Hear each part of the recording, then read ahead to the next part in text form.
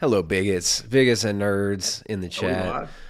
We're live. We're live. Sprung that one on you. You're trying to catch me dissing Hillary, so the crowd would all. Jay was over You here can't. waxing poetic about how beautiful and brave and stunning Hillary Clinton is. He was praising. We were talking about how Hillary, like, Hill dog, we tells call the her. staff to not look her in the eye, Yeah. Well, we were talking about how cool it is. and we were talking about how tight that was. And I was It's like, so man, tight. dude, Hella tight. freaking Hillary's Hella like my tight, hero dog. or whatever. Man. She just like, don't even look me in the eye, man. That's so tight, dude. That's freaking baller, dude. Hillary's a baller, bro. No, it was like how we were just talking about some of the people we look up to as far as the way that they treat the people around them. I mean, everybody in the chat here knows that if they were in person with me, I would also tell them to look down, to look away, to avert their gaze. I'm not trying to get energy vampired by all you freaking toxic people in the chat, all you toxic civilians and pedestrians in the chat, non-e-celebrities or not even e-divas like our guest. He's not even a guest anymore. He's just a staple. He's just pedestrians. He's my emotional support, Jay, over here. My emotional support host for the struggle session today. We're talking Dune, Frank Herbert's Dune, and Denis Villeneuve. How do you even say this guy's name? Denis Villeneuve.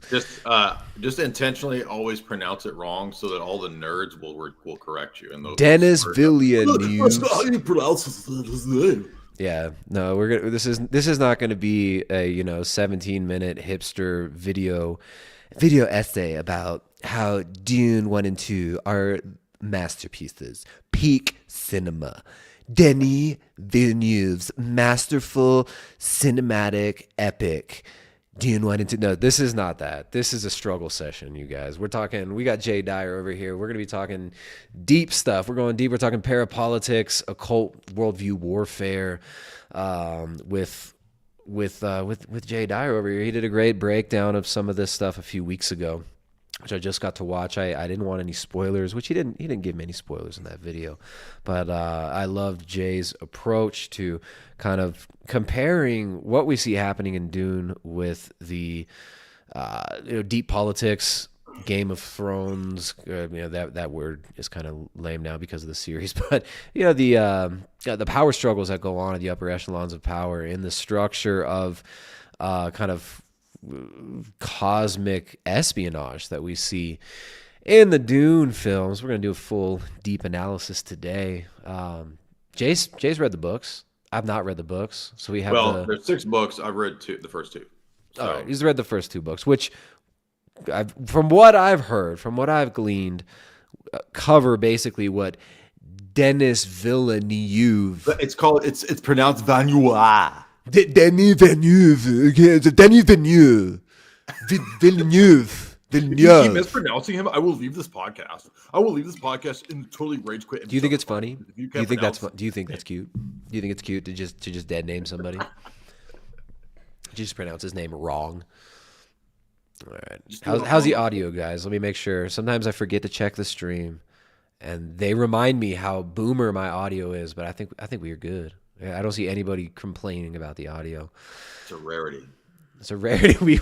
We did it with we had no boomer errors in the beginning. Yeah, the only boomer here is young Boomer, the greatest rapper alive. One of the only rappers left. Two of the only rappers left. Young Boomer, Lil AIDS here. You notice that neither of us has been caught up in some kind of human trafficking scandal. Maybe some of the help that Jay's fired over the years have lodged some complaints about how he doesn't let them look him in the eyes, and how the various strange. Yeah, I mean, I tell my makeup people, look down. I'm gonna get like a blinder, right? Some blinders that they have over their face so they don't look me in the eye. Yeah, no, but I mean, just normal stuff like that. You might get complaints like that. You might get some slander from some of the help that used to work for me, particularly my little New Zealand. I call them my little Zealanders. My little New Zealand. They're about 4'8" pygmy ladies that I have pluck my head before these streams to get it nice and shiny. as you notice, I got some fuzz going on here. I've lost a couple of employees lately, but you might hear some weird things from The them. funny But a part lot is of that they're actually plucking out the hair implants that you got. It's not actually plucking out the real hair. That's the weird part. they're plucking out the hair so that the implants can be tried. So we try again. They're actually plucking out your hair to make the implants to stick back in. Yeah, no, they're saying they're. I mean, here's the thing, guys. Here's the thing. The here's something ridiculous. Here's the thing. The doctor, last time the implants didn't take, my body rejected. They rejected the locks. They're saying that we need to get a match that will actually be racially compatible with my head, with my skin. Or appropriated. Yeah, I mean, so some call it appropriation. I call it this is what you do when you get paid, when you got that YouTube money, when you got that over 100 viewers, slightly over 100 live viewers on your YouTube stream. You get to have your head plucked by the Do help. people not watch the movies anymore? I don't understand. Nobody cares about this movie. What's going on? We coming. We're not like your channel over there, Jay. We don't get as much as many folks over here, but don't worry, the spice will flow. We'll get more live viewers. We're about quantity, not quality over here. So the quality of viewer, the quality of viewer is very high. Yeah, the Kwanzaa, not quality Kwanzaa. Yeah, Kwanzaa. You talking about Kwanzaa? So yeah, man, Okay. we got the Chad book respecter versus the virgin movie enjoyer. Here. We'll get two different perspectives. I gotta say, I did really like both of these films. I mean, I think there are a lot of complaints. I've heard a lot of complaints. Zendaya ruined it.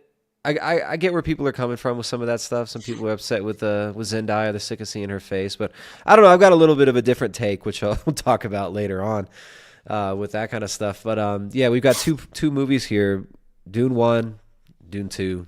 Part 1, Part 2. These two parts apparently are telling the entire story from the first Dune novel, which our expert scholar Frank Herbert Jr. Jay Dyer here has read. And yeah, let's start out with the first one. It does unfortunately start out with Zendaya. I was thinking we would get Zendaya's scowling face. Literally every scene, she's got mad face. I watched it again. Resting stink face. Dune 2 again last night, and every scene she's like, she smells something weird. She smells something peculiar. She's trying to figure out what that stink is. And every single scene. Timothy Chalamet. Yeah. Well, and despite Zendaya and Twinkathy Chalamet. There's not the first one is pretty good. The first one's pretty dang good. The plot, the pacing of it, the editing, and like visually, I think visually is what most people are raving about. Is just how visually and engaging this film is. It's not just visual; it's the audio as well. It's kind of like a full sensory experience that they're going for here with both of these films. So yeah, we got Paul Atreides, who's the young star. He's a starry-eyed young man with the universe at his fingers. The universe at his fingertips. And his mother's a dang witch. His mother's a Bene Gesserit. The Bene Gesserits are kind of this order of manipulative, occultic femlord ladies who dress like they're espionage handlers of the religious world, who have a kind of cult that have developed these techniques of mind control and so forth that they use to help run the universe from their vantage. So they're one power faction. You've got the in the novel that is not a huge element of the movie. This movie, the Villeneuve version, left out Denis Villeneuve. Not much stress on the trading guild. The trading guild plays a pretty important role in the books, and you have these weirdo guys who are kind of mutated from being human into being like these giant sort of vagina-looking creatures. Have you ever seen the David Lynch version? I meant to ask you if you've seen the David Lynch. I got about halfway through the David Lynch version and I fell asleep, not because I hated it, but I was so tired when I tried to watch it. Yeah. I think I might have tried to watch it 2 times. I've seen select scenes from it since then. But yeah, I've never been able to get through the David Lynch film. So if you remember the beginning, right, when the guild master comes to the emperor's throne room, do you remember that weird guy in the tank? Yeah. Yeah, so they play a key role as a power faction representing kind of economics and the control of the spice and the use of the spice for like warp speed. They're like the space bankers who kind of control. They're controlling commerce and travel. So like you need the spacing guild to fold space. Yeah, and they do that with the spice. Correct. The spice melange. That spice melange, which is only harvested on this single planet, this one realm called Arrakis, where the Fremen live there. So Arrakis is, Frank Herbert was definitely thinking of, the Middle East. The Middle East wars is kind of around the time of the rise of the Zionist state. So you have all these different religious factions within the Middle East fighting for power over land resources, and of course Frank Herbert being a seemingly like skeptical, maybe not a full-on nihilist, but more like a classical libertarian type when you look at kind of what his worldview is. I've heard him, he's got a quote where he says the government is basically the government's like a lie that we agree upon. Kind of like basically he put a little twist on the history as a lie agreed upon, but he says the government is this illusion that we all pretend is real and we don't really need government. So, he most definitely interjected that kind of anarchist. Well, he was a GOP speechwriter, which is odd because this is not what we think of as sci-fi writers. Typically, we think of sci-fi people as like these full-on kind of H.G. Wells socialist utopians where there's going to be, a Kumpad tech future or whatever. And so the couple things that I do appreciate about his future sci-fi world is that we don't have faking Galians, no Galians here. There's a ban on AI. It kind of gets reinstated to a degree. People don't necessarily follow it, but there's this period called the Butlerian Jihad, which happened prior to the events of Dune, where AI enslaved man.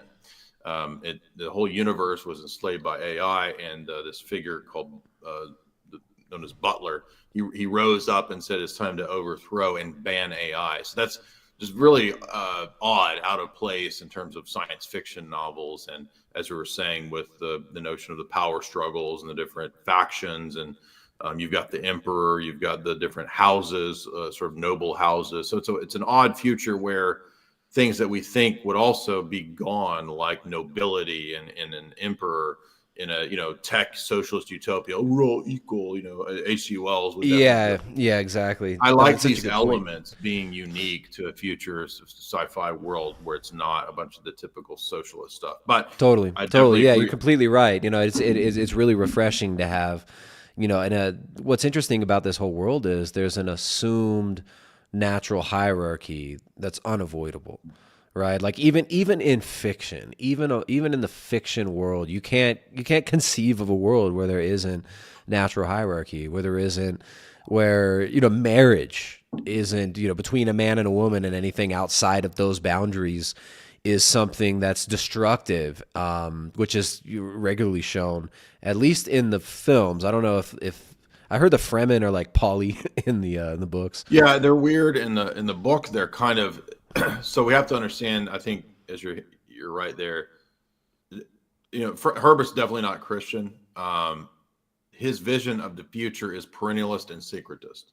Mm-hmm. So, and it's kind of unclear. He's not really conservative, as you pointed out. But again, there are some traditional. But he's like a libertarian, anarchist-leaning kind of guy who would align with more of the so-called traditional right-wing values of. Yeah. He makes the Harkonnen like big, fat, gay slobs. Exactly. In the books.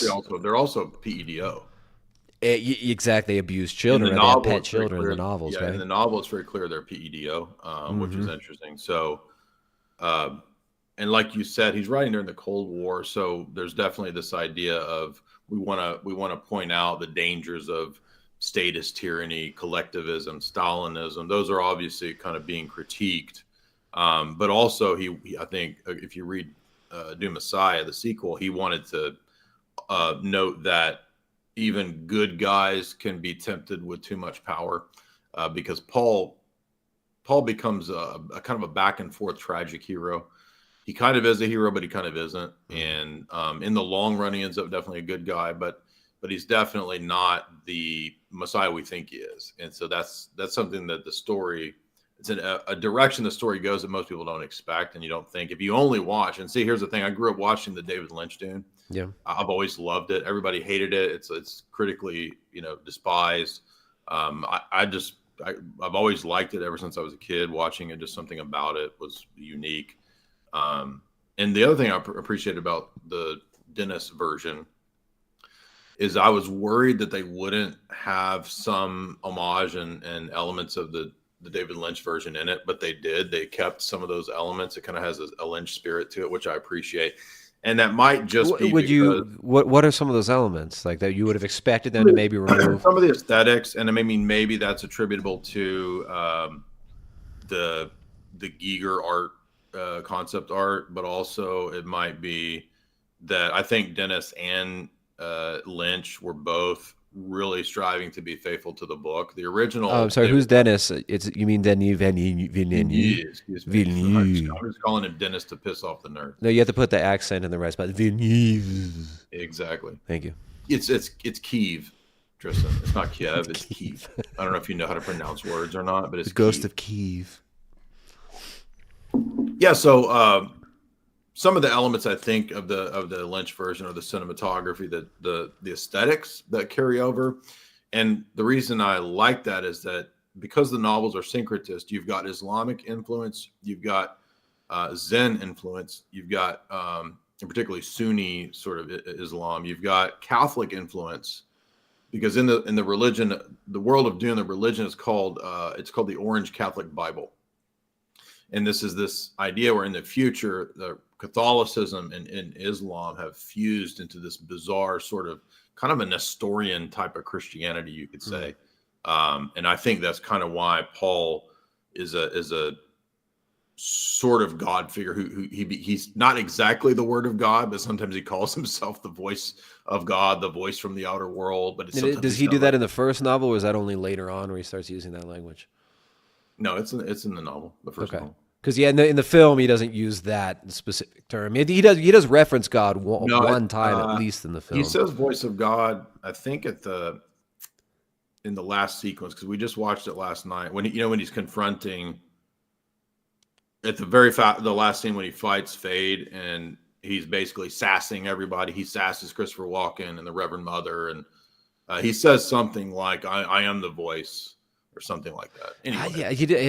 I wish I had there was a DVD version, because I could only see it once, the second one. But yeah, I remember at some point he does use the term God. So it's an interesting thing how in most sci-fi now, scientism becomes like the religion, right? It's assumed that scientism is true. So most sci-fi will focus on either a dystopian vision of the future where scientism kind of goes too far in one direction, and maybe we should rearrange our priorities and be a little bit more humanist in our approach. And so there's this sci-fi has become so dreary, it's so demoralizing, right? Some sci-fi films in general it's all propaganda. A propaganda tool for demoralization, for bringing out new tech, for kind of just forming the worldview, right? This kind of idea of occult worldview warfare. Hollywood is very much the Bene Gesserit order to such an extent that they are like the new priesthood. So it's almost surprising that these films were made in the way that they were. Although there is and this seems to come from Frank Herbert, this very skeptical towards religion, very, really kind of bitter about, the idea of a messiah figure, this extreme skepticism towards anything, any Well, man becoming a great man. You see that theme throughout Hollywood, but it kind of gets subverted in Dune, at least the first two, in a lot of yeah, ways. I'm almost worried. I mean, I was thinking about this at the end of Dune Part Two. Like they're gonna ruin it. They're gonna because there's yeah, so there much. is a danger that Dune Messiah, because I think he does plan to make. So the next story will be Dune Messiah, which is the sequel of the books. Um, but remember, so there's, and I've not finished it yet, but apparently what I'm told happens without spoiling the whole story. But so Paul's going to have twins, and one of those twins famously will become Worm Boy. So the way that the salvation of the human race happens in the story is that Leto the Second, Paul, one of the Paul's twins, there's a sister and a brother. Leto the Second will merge with the worm, and that's partly why we've seen so many kind of mystical connections between Paul and the worm, to become the worm emperor. And this actually initiates a 1,000-year reign of peace for the human race, which ends up being the only timeline that Paul could have chosen to save the human race. So in the long run, what Herbert ended up doing was kind of making Paul sort of a kind of messiah. It didn't exactly go the way that everybody planned, but that I think is the point of the story, that the things that you think initially are kind of at odds, Shai Hulud versus the humans, right? They actually become merged. And I'm not saying that that's ethical or moral or Christian. I'm just saying that it's unique. And ultimately, Paul does end up being not a bad guy. He makes mistakes, but he's kind of an inadvertent messiah or lineage savior. I mean, you might could argue that Leto, the worm boy, is the savior, but The Worm Boy. yeah, I mean, Paul became Worm so that Worm could become if Paul. they actually make a part 4, that will be wild. I mean, you're going to see like the worm emperor. I mean, that's going to be wild if they do I that. But almost wish that they would just leave it, at the 2, because the way that it ends. It leaves it so open ended, and it's interesting seeing people argue. Right, you'll see people kind of like in our, people coming from more of a Christian, from the more right wing perspective, saying that they love the film, right? That they love the aspect of the assumption of, like, you can't get away from monarchy, you can't get away from patriarchy, you don't get away from hierarchy. The free will aspect of the film, of there being, yet these characters, no matter how far along they go in this like demonic realm of being totally taken over by, they're not taken over by, but consuming so much of the spice, which allows Paul to see the past and the future. He still has free will, and his choices end up leading. He tries to take what he calls like the golden path or whatever. So exactly. the path that will result in, it's not really clear. He doesn't overtly state his desires. You see that he has some sympathy towards the Fremen, who are, there's an aspect of the Fremen being, they're the guerrilla warfare guys. They're the the mystics who have this kind of nature-based religion. So they're, it's not like a full-on Marxist undertone as Blade Runner 2049 had, which is another Denis Villeneuve film, which was a great film, flawed in some ways, but it was a fantastic film. Paul sympathizes with them, but then he's also drawn towards his destiny, right? He's drawn towards this greatness. And I think in Hollywood, you have this demonization of, actual greatness, right? Like I didn't watch the Napoleon film, but it seems, and I think Napoleon was a total antichrist figure, but at the same time, it's just this trope of, well, there are great men that rise up every once in a while, and it's awful and terrible, and we have to do everything that we can to stop that from ever happening again, from any, single man becoming so great and having so much power. That again, they may do that in the third one, but I think it would be such a flop because it's not the way the storyline goes. And in fact, it's not even really going to work for a feminist narrative because, for those that don't know, Paul's sister Alia is a hugely tragic figure. She will be more powerful than Paul because she's actually born So when Jessica drinks the water of life, this actually like double empowers Alia, and And she's the born water with of life being this like super distilled spice in a lot of ways, right? Because the worms are crawling through this no, planet it's Arrakis. well, you could Or it's there. like, I mean, the worms are feeding on all, they're Yeah, sifting that's all it. this sand, consuming these giant spice harvesters, Yeah, consuming all the water from the people. So it's like the worms are this symbol of just consumption, but this natural cycle of death of like the underworld, right? And then to get the water of life, I thought it was well done. You know, they have to get a small baby worm yeah, and suck out the fluid from inside of it, the vial. Yeah, which of course I would, you know, it's like it's almost like this alchemical transformation of the spice into this super concentrated, almost poison that's that correct. she It has is to poison. drink. It's a super potent hallucinogen, and in the book, it's made really clear when Paul drinks it, it's a really intense, basically like mega DMT acid trip. Okay, Yeah, so again, we're not space obviously acid. not yeah, space acid. We're not talking about anything Christian. There's just these sort of It's very Gnostic, right? I mean, it's this there's material not that you can elements. find, consume, and this material will hyper accelerate your consciousness so that you can have more power within the realm, within the known universe. So it's kind of, and it's the spice is itself really demonic. I mean, it's an evil thing that actually ends up drawing people into. I mean, it seems like the spice is this catalyst for all these massive genocides, these holy wars, and these battles for resources. Would you agree with that, or I would you think, say? yeah, I think what I don't think I think it's a neutral thing in the story. It's a very powerful commodity that has the ability to give you, advanced visions, enlightenment, um, and the space travel. So it's kind of like heroin oil, right? Yeah, Like imagine if oil very was much also so. heroin, right? Sure, I sure. mean, And that's but it also, it's like, I mean, it's almost from the Christian perspective is you're kind of looking at like the tree, the it's fruit kind of of the a tree of the sacrament. knowledge of good and evil in a lot It's of a sort of ways. sacrament. Yeah, You know, and absolutely. it's Yeah. used sacramentally in certain contexts. So there's this. What I do like about this too is the way it's portrayed is how religion is inevitable. Faith is the fabric of the cosmos. Faith is the driving force behind every single character's actions, including even Paul Atreides and his mother, Lady Jessica. But Lady Jessica, the mother of Paul Atreides, is the member of the Bene Gesserit order, who even the name is based on Jesuit, right? The Jesuit order, the Bene The Gesserit. Bene Gesserit. Yeah, the Bene Jesuits, which is referring to the Jesuits, but also there are aspects of many different kind of religious, occult religious type groups that are there.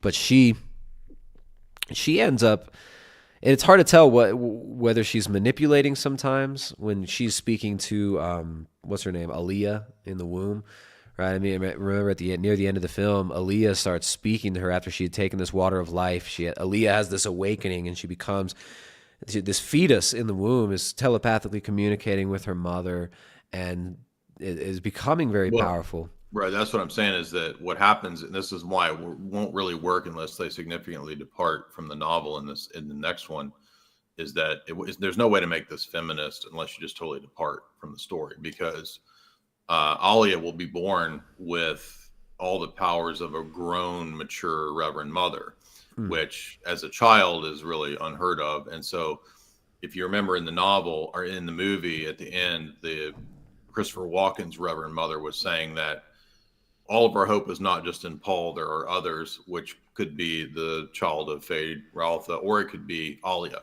And the thing with Alia is that there's some really wild stuff in Doom Messiah it almost seems Crowleyan because she eventually gets her own cult. So people start worshiping her. There's a religion that forms around her.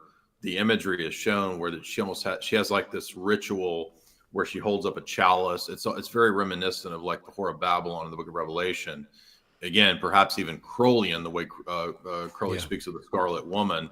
And then Alia ends up going mad. So she goes crazy. She's going to be a villain, a that makes tragic sense. villain figure. But she has So to. You have to do that with that character. She's got to be completely twisted and insane. And here's the crazy part. She will actually be, this is something that this novel deals with. I'm not aware of other, maybe some sci-fi novels. I'm not a huge sci-fi reader, but That's in Dune Messiah, where she goes nuts. yeah, but the novel deals with genetic memory. So if you remember Yeah. when Jessica drinks the water of life, she remembers and has the knowledge of all the previous Reverend Mothers because of genetic memories.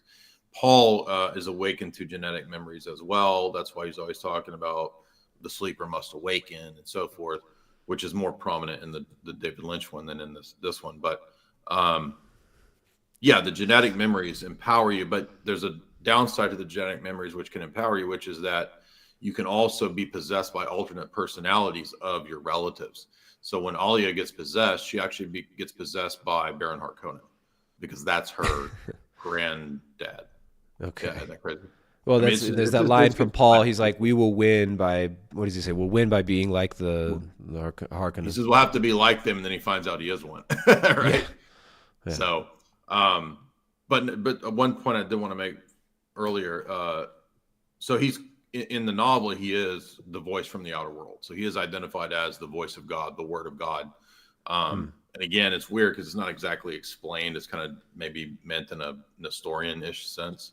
So, but there's a great scene in the David Lynch one at the end where when he kills Fade, he speaks and it like splits Fade open because he has that power. And apparently that was kind of unique to the Lynch one where there's not, it's been 10 years since I read the novel. I remember a lot of it, but they don't have the killing words like they do in the David Lynch version. So if you notice in the Dennis version, they don't fight with words.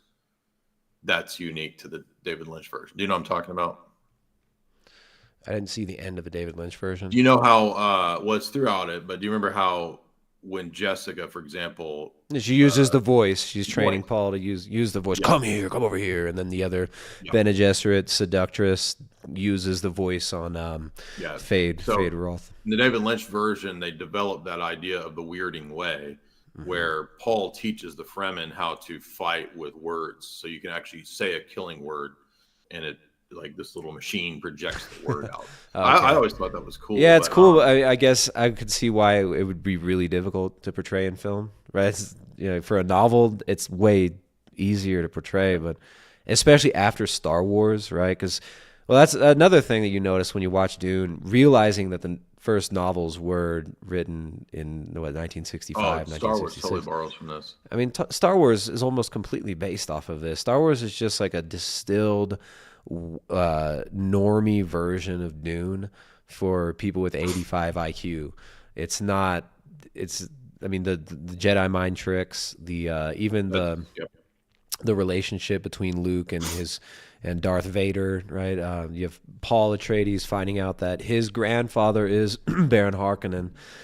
You have a similar situation in Star Wars where he finds out that Vader is his father, and there's so many parallels. But I gotta say, Tatooine is just like Arrakis, right, where Luke is. There's a lot of these. By the way, I also, the more I thought about Game of Thrones, I mean, I have to believe that George Martin was pulling from this as well. 100%. And even to the point of like low IQ Marvel stuff. I mean, if you think about it, the fact that Paul is enlightened via the ritual, and then he sees various timelines that he chooses one from, that's the same plot as Doctor Strange in the Avengers, where he has to depopulate the universe by allowing Thanos. He indirectly allows Thanos to win, which depopulates the universe. And that is later explained that Doctor Strange chose the one timeline where he could save the human race. Straight out of Dune. Yeah. No, there's so many parallels, and it really makes it easier to diss on George Lucas and Star Wars, which absolutely it's almost suck. Like all the fantasy rips off Lord of the Rings, and all the sci-fi rips off Dune. Basically, is what's going on. Sure, and I think Dune pulled a little bit from Lord of the Rings as well. I mean, the spice, the ring, there are certain parallels there that maybe in fantasy sci-fi this type of symbolism is unavoidable, but I see some parallels there. Have you come across the fact that Tolkien really disliked Dune? He didn't like Frank Herbert. I didn't know that, no. From what I've read, I haven't read the direct quotes from him, but Tolkien didn't like the cynical nature of Frank Herbert's reality, where there's there's no real clear good and evil. There's just like way evil and slightly less evil, which I think it ends up working against Herbert. I think this is one of those films, just like, I don't know, you look at like the Barbie movie where you've got a bunch of liberals trying to make a film where they're trying to give you one message, but they end up subverting their own message because they're unavoidably stepping in their own filth, and they end up making something really interesting. And I think even with Herbert, his cynicism towards religion, from what I've heard, he wrote the first book and then was really upset with how people were lionizing Paul, and people really were like, Paul is the figure in the, that's why they're people saw Paul as being such a great figure. Like, it really, the Dune Part 1 and Part 2, it's almost like a hagiography about this character, Paul, who has the opportunity to be a true leader. He really does a lot of great things. We don't know his true motivations ultimately, but there are possible selfish motivations for a lot of what he does. Revenge, vengeance being a major thing for him. But it's almost like a secular hagiography of this great man figure who is a type of antichrist, right? He is a type of antichrist in that he's manipulating certain prophecies and fulfilling this role as this prophet within the structure of these prophecies to get things done geopolitically and personally. But then there's another layer of this where the audience is not so sure. Well, perhaps there's some truth to these prophecies, because even Lady Jessica ends up saying that the fetus, what is that child called? Aaliyah. I'm so glad that they used AI to actually bring back Aaliyah from the 90s, and she has some great solo. She has some great songs in the film as well. So like the fact that they used Aaliyah, it was great. I'm joking, stupid boomer joke. But I had to wait for that. That's a Gen X joke, bro. Aaliyah, Aaliyah. Like, none of the Zoomers watching. If there are any Zoomers, you're not even allowed to watch this. But was she in the Diddy circles? Is she? Yeah, I think so. I think so, man. I think okay. Diddy had her. Now Jay-Z and those people. I think they messed with her when she was really young. She was like 16, 15 when she was famous. So anyways, Jessica tells Paul that Aaliyah's telling her that Aaliyah believes in him and is starting to believe that the prophecies are real. So you get this aspect of, well, you're not so sure. Are the prophecies all just Bene Gesserit manipulations for geopolitical power and for power over people? Or is there an aspect of truth? Is Paul the Lisan, was it the Lisan al-Gaib or whatever? Is he truly Lisan al-Gaib? It's open-ended, and I think that ends up undermining the cynical viewing of the film, as in like, all religion is just fake. It's all just like some people that are just trying to control you and get your magic mushrooms so that they can have all the magic mushrooms and do the space acid so that they can fold space time or whatever. It's like, I don't know. I think I kind of like how it ends without the Dune Messiah edition, because you've got at the end of it. And then I know you got a lot of great insights too, Jay. Sorry, I've been rambling here, but you have this kind of great man figure who ends up leading these people into a holy war. And at the end in the theater, most people are like cheering on. They're like, yeah, holy war. This is based. They're like, we love it. And I think a lot of that's because of the aesthetics of it. The aesthetics of the film it's a beautiful. The cinematography is amazing. The way that it's shot, even the color schemes, it's not that. The sound is phenomenal. The sound is amazing. So all the aesthetics lead you to be cheering on for Paul. You want Paul to win because he's facing little fat, pedo demon guys, and you want him to be the Lisan al-Gaib. And in the end of it, even Chani, the kind of obnoxious character who's basically a stand-in. Chani's like, throughout the films, Chani is the character the audience is supposed to be seeing themselves in. The audience is supposed to be seeing the world through Chani, and that's why she's there at all these key moments. And she's not really like a feminist figure, but she's a little girl bossy. I mean, she's fighting in the war and stuff, and she's there's a romantic element to this, and she feels betrayed by Paul, right? She had told Paul, "I'll love you for as long as you are who you are," or something like that.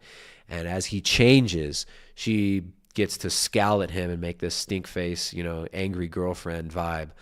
And then it gets really intense in the end when he ends up leading everybody off of Arrakis. He says, "Let's go. We're going to go to the Green Paradise. We're going to go to war. We're having a dang holy war with the rest of the houses." They all get on the ships and they leave, and Chani stays behind. And the character that's supposed to represent like the Western viewer, the average, cynical about religion, oh, it's all just fake prophecies to manipulate you and take your oil, bro. She ends up rage crying and soy jacking alone with a giant worm on the sand world at the end of the film. So it definitely subverts your expectations on what's supposed to happen. And she gets completely cucked by Paul, who marries the emperor's daughter, who's actually beautiful, unlike Zendaya. He marries like the emperor Paul. Not the emperor Paul. Paul becomes emperor and takes the hand of the princess to marry her in a political move, which, there's not like a romance between the two at this point. It's purely political, and Zendaya is left pissy, scowling, and just rage crying at the end of the film. So yeah, I think they probably chose for Hollywood reasons to turn Chani into this sort of sassy, conflicted character, because I don't recall any of that in the book. I'm pretty sure she's, if you watch the David Lynch version, it's a little closer to the book in this regard, because Mary Sean Young's character as Chani basically just totally like never, she's fierce and she's always sort of this primal tribal woman, but she never questions Paul or like in Dune Messiah, she does kind of give pushback on some of his ideas and some of what she's worried about him, because ironically in Dune Messiah, he turns into more of a machine. He becomes a Mentat. And so what is a Mentat? So the Mentats were, when they banned AI in the Butlerian Jihad, the way to get around this was that they have genetic manipulation, and genetic manipulation can allow for the creation of super high IQ people. So if you remember in Dune 1, that black dude that has the white eyes. Yeah. Isn't he the first character shown? The guy that is it the guy that Paul? Oh no, I'm sorry, the black dude, the like albino-ish black dude. He's got the line on his. Okay, he's a Mentat. Yeah, in the David Lynch version, the Mentats have like these really huge eyebrows, and so the Mentats become the super high IQ Spurgs. They're basically the Spurgs. They're the Spurgs that consult and plan like savants for the ruling powers. So like the Baron has a Mentat, the House of Atreides has a Mentat, Thufir. And so Paul ends up becoming one of these human supercomputers in a way, because he doesn't want to at all be controlled by emotions. So he becomes this very calculated, cold, machine-like thing, and he's alienated. So he doesn't relate to people. The closest connection he has, ironically, is actually Chani. But even she's kind of simple to him, because he's kind of like this pseudo god figure. So he's kind of losing connection to the human race. And this is partly what makes him a tragic figure. But he doesn't end up being an antichrist. He actually ends up being this, to make a long story short, he ends up blinded by an event in Dune Messiah. So he loses his eyesight from an atomic going off, and he realizes his mistake. He does end up troubled from the jihad, because you get like 60 or 80 billion people in the universe end up dying from this jihad that he kicks off, and he ends up retreating into the desert like Obi-Wan Kenobi as a hermit. Does he lose the jihad, or does he win the jihad? Well, they kind of win, but it's not his jihad that saves everybody. It ends up in huge misery. But what I'm saying is that the big irony here is that it's his son who's the worm boy that ends up bringing peace. So what I think is going on, I'm speculating here because I haven't finished the whole storyline, but I think Herbert, maybe to your point, saw that people shouldn't have been lionizing Paul in the first one. Dune Messiah makes him a cautionary figure, but ultimately he's not a bad guy because in a weird, inadvertent way, the prophecies end up kind of being true.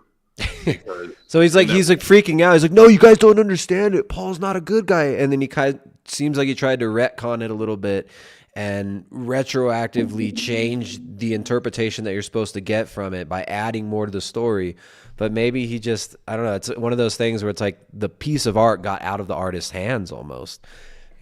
well, everybody. I mean, the sequels are famously weird. I mean, they get weirder. Do you think he was tripping a lot? Was he taking? I mean, I wondered about that. I couldn't find any evidence of him actually necessarily doing drugs. Very possible, but what I can't imagine him writing this, like the storyline about Paul taking so much spice that he becomes unable to interact with people in a normal way.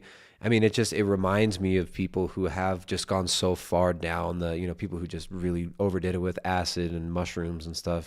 Yeah, I think you're right about that. It's very possible, and it does read like somebody maybe experimenting with LSD or something. But I mean, the sequel was just way weirder and different than I expected. The sequel is much more like a courtly intrigue espionage novel than it is any kind of action story. So Dune is like action battles, gigantic scope. The second novel is not like that at all. It's like a weird courtly espionage assassination thing. They create this this weird guy who's supposed to be Duncan reborn. They have the ability somehow. Duncan, who was that the freaking, what's his name? No, Momoa. Duncan's the Jason Momoa character. That's Paul's great best friend, the warrior guy at the beginning who gets killed. Mm-hmm. In the first part. So the court of Christopher Walken and the Reverend Mother, they come up with a plot where they rope Irulan in to create this restore. They have the ability to it's not AI, but they have the ability to, it's kind of sort of cloning, but not exactly. Like they bring back a kind of a husk of a person who isn't the person, but has some of the genetic memories of the person. And they do this as a kind of trick to ultimately trick Paul to bring Duncan back. But Paul actually knows what they're doing, so it doesn't really work. But he almost kills the twins at the end. But so long story short is just, what I like again is that you've got terraforming, you've got MK Ultra elements. In the first one, they do what they call imperial conditioning to make sure that people are mind controlled so that they don't and can't ever turn on one of the royal houses. So wow, so they call it imperial conditioning is the term. I wish they'd included that term in the films because you see some of this going on.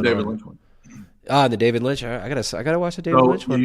There's a lot of elements where the David Lynch one's actually closer to the books, but the Dr. Yui, the traitor. One of the reasons that they trust Dr. Yui is that he's supposed to have the imperial conditioning. So he has the mark on his third eye, which is supposed to signify that he's safe and that he won't betray the house. He's a total mind-controlled slave at that point, right? Exactly. But here's the thing: is that if it's the imperial conditioning, then it's still not going to be sufficient because the Empire is conspiring against House Atreides because it's Christopher Walken and the Baron who want Paul and Duke Leto dead. So you've got terraforming in the novels, which is odd because geoengineering and terraforming are in Dune. I mean, who knew about geoengineering and terraforming? Yeah, a lot of these topics seem like these are fringe topics at the time being talked. I mean, these are topics that were being discussed in think tanks, right? Yeah. Now, if Frank Herbert, and I've heard he was a big Nixon guy, and if he was giving GOP speechwriter, yeah, he's a GOP speechwriter, so he's for sure going to a lot of these Rand Corporation meetings or something. He's got to be in these types of circles. It would seem likely, and my suspicion would be that, yeah, he's hearing this stuff talked about, like, guys, in 50 years we're going to be geoengineering. We're going to try to terraform by the year 2020. He's probably hearing these kind of things, like you're saying, at Rand meetings or something. For sure. And then this type of stuff was in, like, Asimov was talking about some of these topics too. So these type of topics, they were around, but it's interesting that he included them. And in the film, I wish they had some more about, it sounds like in the books it was a bigger part of the plot, is the terraforming. Because they do hint at this when they talk about how they're saving all the water. With the water is, on Arrakis, the Fremen will extract the water juice from the bodies of Yeah. their dead, and they'll put them in these big pools that are kind of underground, these large ponds, and they've got almost, lakes They've got and all these. thousands of them. Yeah. Yeah, so they're saving this up apparently to try to terraform it and make it into their green paradise, which is also prophesied in their prophecies that are given to them through the Bene Gesserit, Yeah. which those prophecies are leveraged in order to get them to become geopolitical pawns. Yes. Which is and I titled this in order to reference that concept of religious engineering, of Yes. occult worldview warfare, and of parapolitics. With, I think Dune really does brilliantly touch on some of these subjects and show how important they are in a real world setting. And I'd like to ask you a little bit. I mean, I was just reading through. I finally started getting into Whitney Webb's book, One Nation Under Blackmail. You mentioned the spice being almost like space heroin. Well, the heroin trade really being crucial to 20th century geopolitics. Frank Herbert obviously pointing that out. The concept of the golden triangle is talked about here in the first chapter. Yeah. I mean, going all the way back to like the Sassoon family, who were a family out of England. But the Sassoon family was a Jewish family out of England, Not English.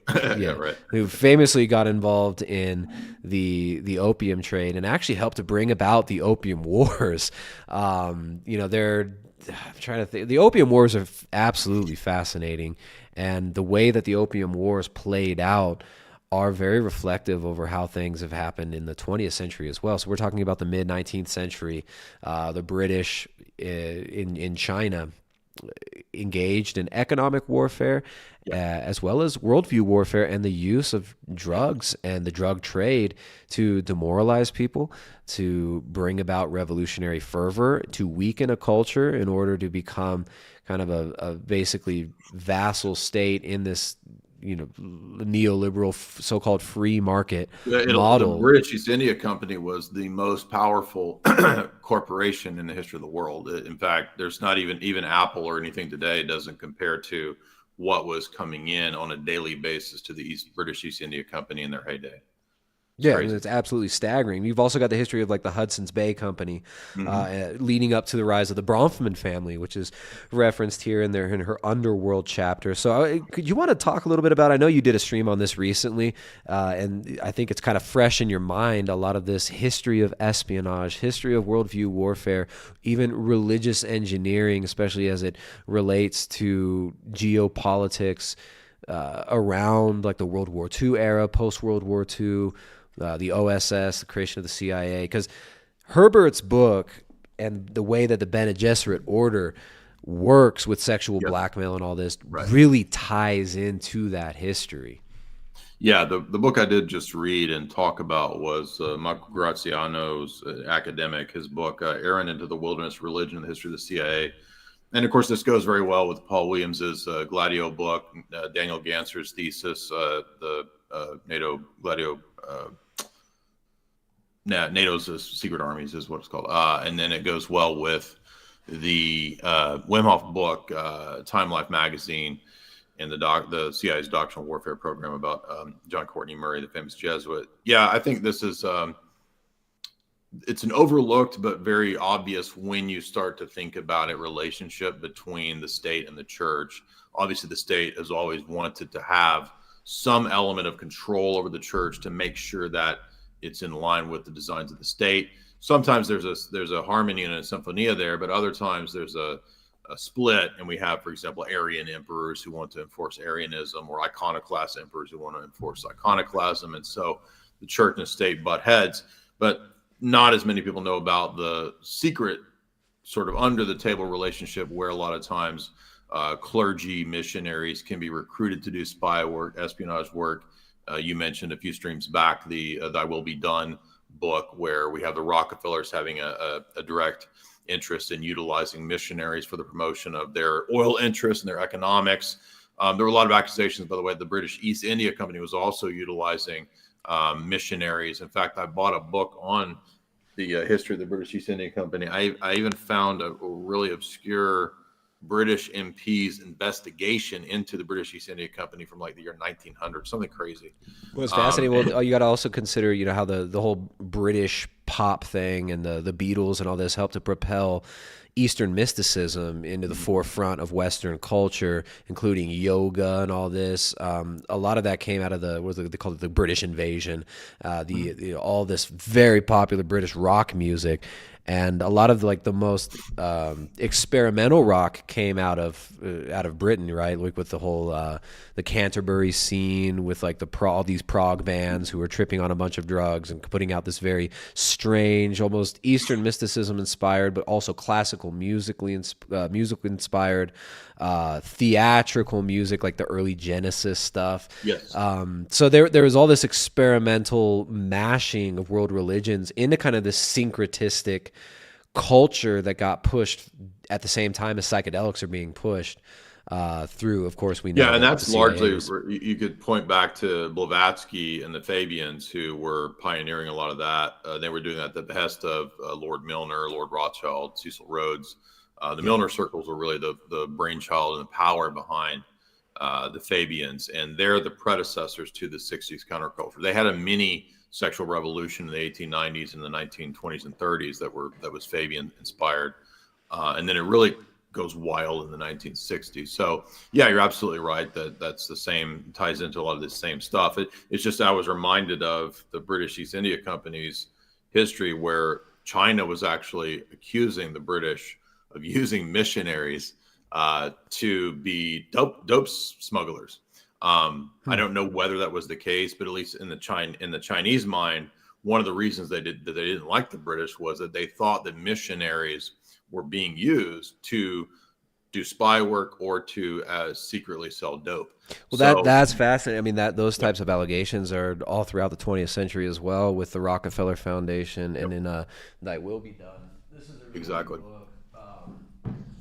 I mean, it's not worth reading every page of it because it's a massive tome. I think it's like 800 pages or something. But yeah, Gerald Colby and Charlotte Dennett's Thy Will Be Done. They talk a lot about how this groups like SIL and some of these CIA-connected missionary groups, Protestant groups, used English translations of the Bible and trying to get tribes to learn English in order to get them into predatory situations and signing contracts for exploitation of resources, and essentially just using religion and especially language and the English language in order to get this done. Yeah, and this is why Mormon missionaries famously have been recruited by the CIA. There's a close connection between Mormonism and the CIA, as well as a lot of other Protestant missionaries, and as well Catholic and Orthodox have also been recruited by the OSS and CIA too. So, the OSS and the CIA tried to use the Fanard. I mean, that's famously in the 20th century. The Constantinople trying to use Constantinople as a tool for geopolitical intrigue. Also, even these Protestant groups, like a lot of Mennonite groups, get involved in strange stuff these days too. I've heard a lot of stuff about Mennonite groups being involved in smuggling networks throughout Mexico and interfacing with cartel smuggling operations and whatnot in Mexico, because they have a lot of compounds down there. I've suspected that, but I haven't seen in the past. I've never found I haven't spent a lot of time going down that rabbit hole, but I've always thought that, I mean, if you grow up in Tennessee, for example, there's a lot of Mennonite and Amish that are still around, and we've always heard stories that they do all the same kind of criminal activities as any other group. So I'm not surprised at that. It makes sense. But to bring it back to kind of, the world of Dune, I thought it was very prescient, very, maybe not prescient, but it was a very insightful move to have the Bene Gesserits be such a powerful force in the world of religion that are pretty clearly espionage. And I noticed, I did look up some some other people had written on how the Bene Gesserits are basically kind of like the CIA or some sort of spy agency. But it's odd that they're all women. You could argue that they have these face shifters in Dune Messiah that will come. By the way, that's also George Martin borrows the people that can shift their face, the nobodies or whatever they're called. That's from Dune too, Dune Messiah. they might be spies, I guess you could say, from a male sense, but it's just odd that the spies are typically in Dune women. I mean, So it is interesting. Some people will say, well, he was a huge misogynist. Women were manipulative in Dune. You see, yeah, even that's there what was I'm some getting tweet. at. I'm trying to find this funny tweet from. If you just search like Dune, on Twitter, there's some funny interactions happening. Between like more left leaning people and right leaning people. This person was like soy jacking about Dune is fat phobic. Dune is, Yeah, exactly. yeah. Well, part of the reason, another reason why we would speculate that Herbert really knew insides of what the system was up to and what the real philosophy of the elites is that a big part of the Dune world is eugenics. And so the Bene Gesserit sisterhood, they're not just seeding stories, they're actually manipulating bloodlines for hundreds of years to try to produce the Ubermensch. And their idea is that we're not so much worried about emperors and barons and people that come and go. If we can control this super being, and their idea is they're going to be able to control the super being, then they'll be the ultimate power behind the throne in the universe. That's why the Reverend Mother says, you don't understand, like the Kwisatz Haderach is the greatest power the universe has ever seen. We want to control that. But I thought you might find this interesting. I read it when I did so this is just a little section in Dune Messiah that you'll find relevant to what you're talking about. And in every chapter of Dune, they're usually citing some weird book in the universe of Dune, like they're citing Princess Irulan's diaries or something. This is from the book called "The Orgy as a Tool of Statecraft." Oh my goodness! Wow. Yeah, Wow. this says the most dangerous game in the universe is to govern from an oracular base. We do not consider ourselves wise enough and brave enough to play that game. The measure detailed here for the regulation and lesser matters are as near as we dare venture to the brink of government. For our purposes, we borrowed the definition from the Bene Gesserits. We consider the various worlds of the universe as gene pools, sources of teachings and of teachers, sources of what is possible. Our goal is not to rule, but to tap into these gene pools to learn and to free ourselves from all restraints imposed by the dependency of government. So that's something that the Steersman's Guild, which would be the Spacing Guild, that's one of their books, and the book is just titled "Orgy as a Tool of Statecraft." So wow. All of it's full of Herbert having knowledge of like Epstein type stuff, right? Yeah, that's fascinating, and that's. Obviously, it's a PG-13 movie. Thankfully, there's no like crazy gratuitous sex scenes or anything in it, which I did appreciate about Dune. It's like it's not super raunchy. The violence it was well done in both of the films. It's a tasteful amount of violence. But there is the Bene Gesserit woman. She seduces Fade. What's his name? Fade Rotha. Fade Rothschild. Fade Rotha. She seduces him, and then I think the dialogue could have been improved a little bit afterwards. She goes back to her Bene Gesserits and says, well, he can be controlled through sexuality, through humiliation, and through, he craves power. So, I mean, you only have so much time in a film to flesh this stuff out, but it wasn't that bad. It was well done the way they showed it, the way that they hinted at the wider, broader scope of why it's women that are the Bene Gesserit, is because these men who are in power often have a weakness for women. So, which is something absolutely real cunning, that we see.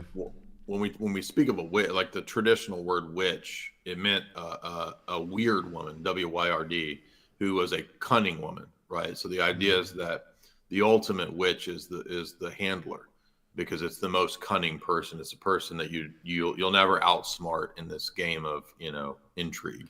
And so the Reverend Mother is really sort of intended to be we think the power behind the throne, and that's why it's not a feminist story, because Paul ends up being the one who goes where the women can't go. The women can't go in the ritual where Paul goes, and that's why when he comes back, they fear him. And when she tries to use the voice on Paul at the end, he says, "Silence!" And she jumps back, right? It's very reminiscent of like when Christ says, "I am," and the soldiers fall back. Um, Well, it's so interesting too. I mean, because they spent thousands of years on their little eugenics project, trying to bring about, what do they call it, the Kwisatz Haggard, the universe is super being the Kwisatz Haderach. Yeah. Kwisatz Haderach. So they're trying to create their Ubermensch, who is going to, see perfectly in past, present, and future, and be able to guide the known universe, basically, but under their control. So they want to be the puppet masters behind him. And so they spend, however, it was like 10,000 years with this breeding program to bring about the perfect candidate for this. But he ends up not being under their control. So they lose control of him ultimately. And so there is this, there's the cynicism about religion. There's the cynicism that Frank Herbert seemed to have. But then there also is seemingly a real aspect of the supernatural at play in the universe, which I think is handled well, tastefully, without being corny. There seems to be something there, at least in the way that the films portrayed it, right? With certain lines of dialogue hinting at, well, maybe he is the Lisan al-Gaib, or maybe the Bene Gesserit are not in total control, because you've got Lady Jessica seeming to clash a little bit with the other Reverend Mother. And she says something to the other Reverend Mother of like, well, you picked the wrong side. And she mocks her. She says, well, you should have known, after all this time, you should have known that there are no sides, right? There are no sides here. But that being said, Jessica seems to be pushing back a little bit and clashing with what the Bene Gesserits really want. The Bene Gesserits try to get rid of the Atreides bloodline. They try to kill them all off on Arrakis. So, would you say that there is an aspect of that in the books where there might be something there, or is it you're supposed to think at the end of the books, no, this is all just hogwash invented by some witches to control people and control their minds? I'm guessing, and again, because I don't know where the next novels will go in terms of theism. But, well, yeah, having read the first two novels, what would you say? I'm thinking that, but I have read quite a bit on like literary theory, theories and analysis of the whole series. So I kind of know where the series goes, but in a general sense, but not the details. I think maybe there is this idea of, so it's a universe where there's evolution, there's genetic manipulation, there's the idea of the possibility of evolving and mutating to perhaps godlike powers.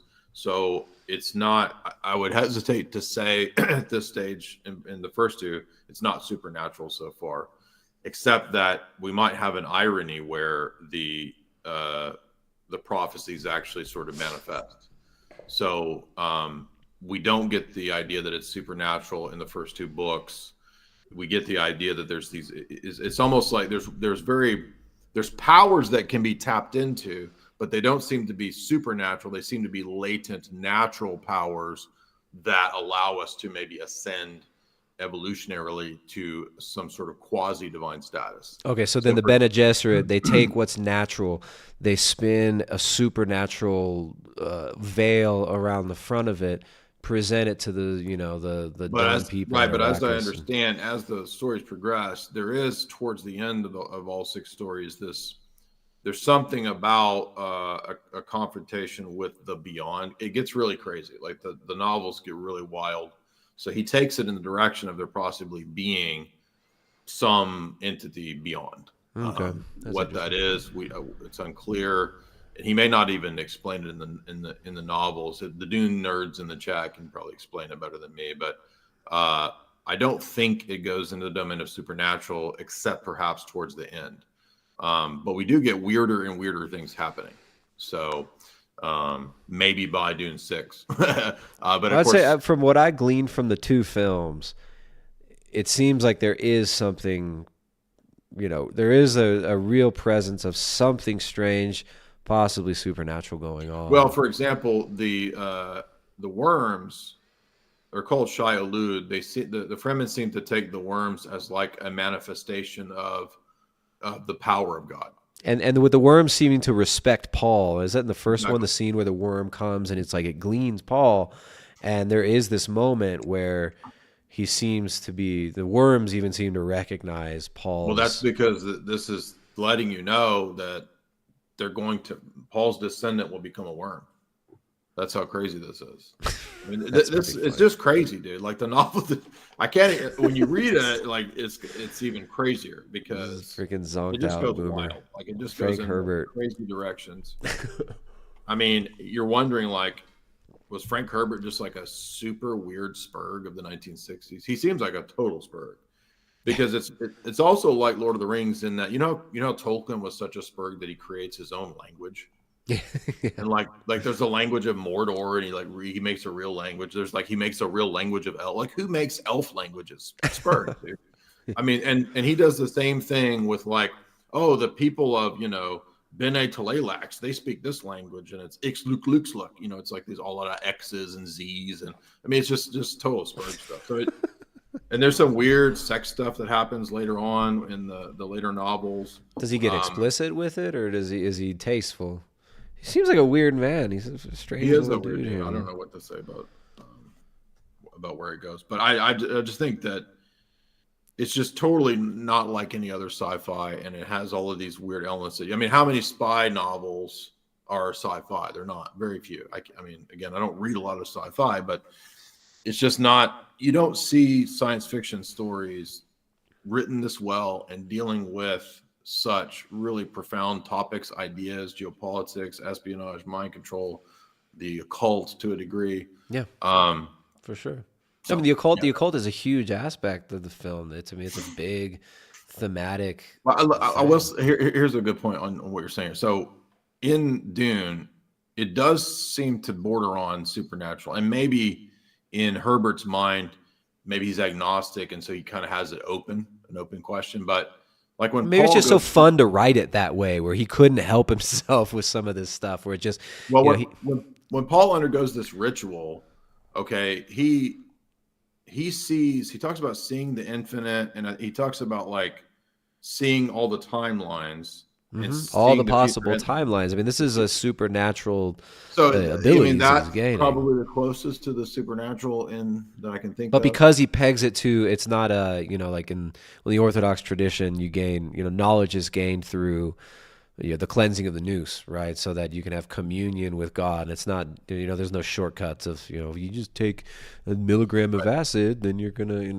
But he goes and he mega doses on the spice for a long time.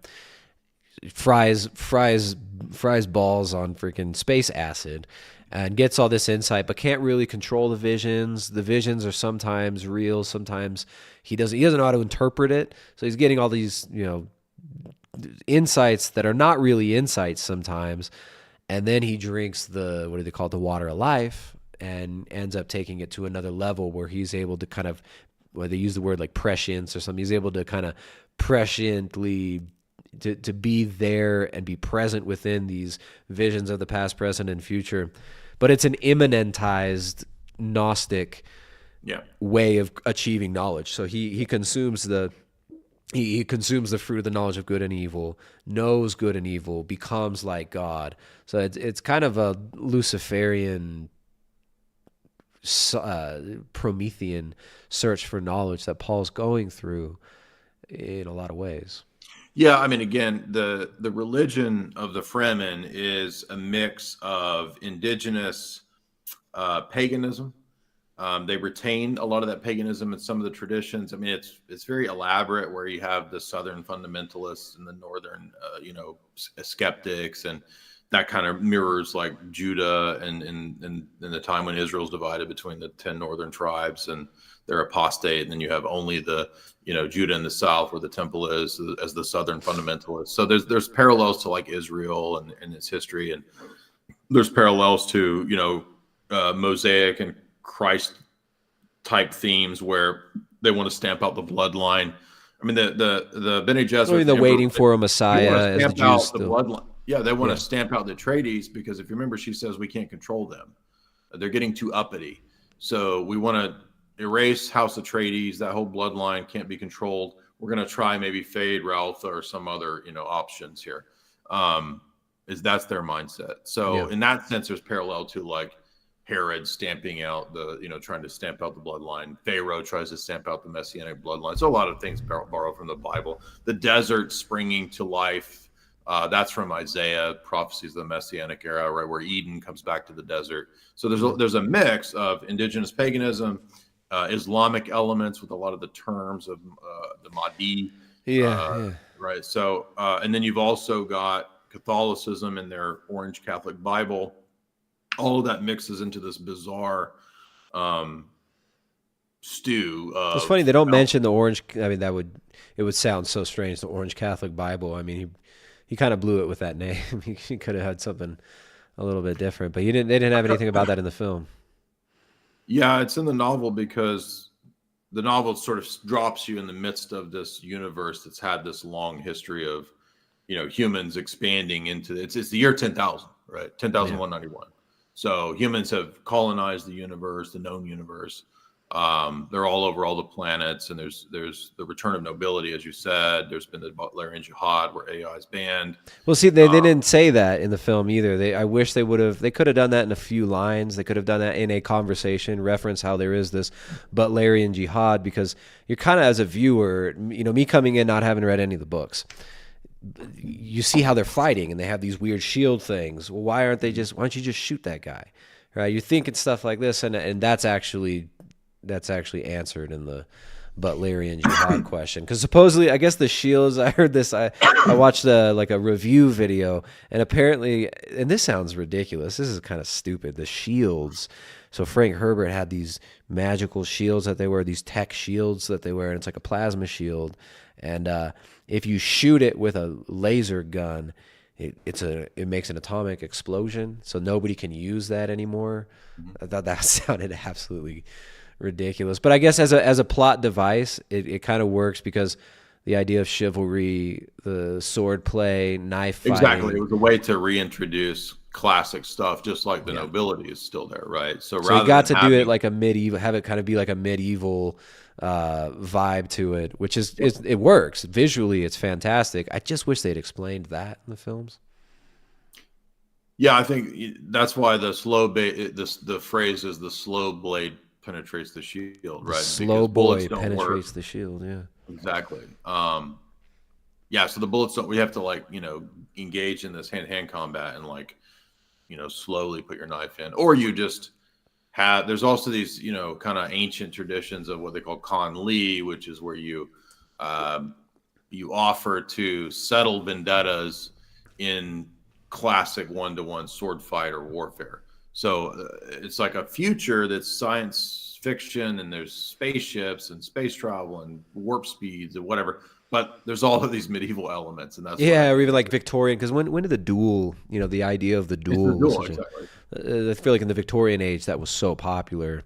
You even see in 19th century Dostoevsky in I take out a white glove and I slap you. And sure, but the character in the Underground Man in Notes from the Underground, he's obsessed with dueling, and it's this like this Western import that made its way into the Russian elite from England and France, and it was this romanticized macho thing back then, the duel. I mean, it's very symbolically rich and works really well, and you have the elements of the past, the present, and the future all there, and the imagery and the aesthetics of Dune, which I think is why a lot of people on the Twitter spectrum, because if you look at Twitter, the arguments are hilarious. People freaking out about, no, you can't like Paul. You're not supposed to like Paul. Look at this video of Denis Villeneuve saying why Paul's a bad guy. And then these people on the right are like, no, he's, I don't care. It's based. There's like the character, what's his face? The dude from No Country for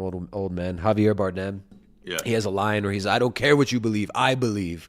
Yeah. So a lot of the kind of more right-wing Christian guys, they'll respond with that meme. I don't care if you believe, I believe. Paul is the Lisan al-Gaib. Yeah, and then the leftists are mad. They're like, no, religion is fake. It's all just fake. The Bene Gesserit invented it. So the conversation that's being had culturally about it really gives you an interesting microscope into where we're at in the zeitgeist. Which, any piece of art is going to have multiple ways it can be interpreted. Different people are going to take it in different ways. And I think that's where it definitely works with Dune. Yeah, it's that golden path. I wanted to check myself on this, make sure I was right. The golden path is how I interpret it, which is correct. And how everyone else interprets it is absolutely wrong. Low IQ. So some of the Dune nerds are saying humanity's future extinction is seen as guaranteed due to the fact that humanity was all grouped under an imperium, the banner of the empire. This meant that every human would be affected by the decisions made at the highest level of that government. So a serious threat to the imperium meant that a serious threat to the human race would ensue. The golden path sought to diversify humanity across the universe to nullify the weakness of the empire. Paul refused to follow this path as he was essentially still a good person and spent his life trying to undo the myths unsuccessfully that he had created in order to do the jihad or whatever. So, but then somebody says, "Oh, this is actually what Paul told himself. It's a lie." But no, I think that the storyline is that there is a golden path, and that Paul chose the path that, even though it had the jihad, was like the only one that was the salvation of the human race. And then somebody says, "Well, Herbert died before he finished the novel, so we don't exactly know." But most people don't. I don't think he knew what he was doing. It's like, maybe he was just making up as he went. Exactly. It seems he wrote the first novel. People read it in a certain way. He got annoyed with how people read it. Wrote Dune Messiah to kind of retcon how people were seeing it. So, I mean, and then every book after that, he's probably getting lost in his own sauce a little bit because it's such a massive undertaking to create this literary world such as this. I mean, you almost seem like you'd go mad trying to write all this. It sounds like he kind of did. He sounds kind of good. So here's another super nerd saying, so the golden path was there. Yeah, this is what I thought: to save humanity from a future existential threat.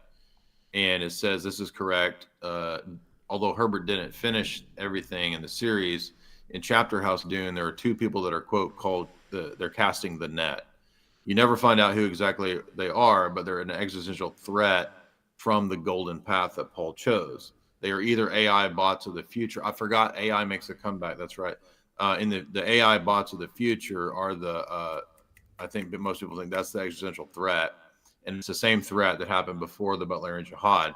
They're going to come back, and they think that AI is extinct, but somehow secretly AI survived on some planet. I think it's the Bene Gesserit that keep the AI going or something. But who are the Bene Gesserit? Is that the Space Guild, like the Space Bankers or whatever? These are the weird, like, they're like their own hermit race of people that engage in the genetic manipulation. And even though AI is banned, I think they're the ones that are like secretly still doing it. So in Dune Messiah, they're the ones that create the Duncan clone husk figure that's a trap for Paul. Wow. So AI is supposed to be extinct, survive.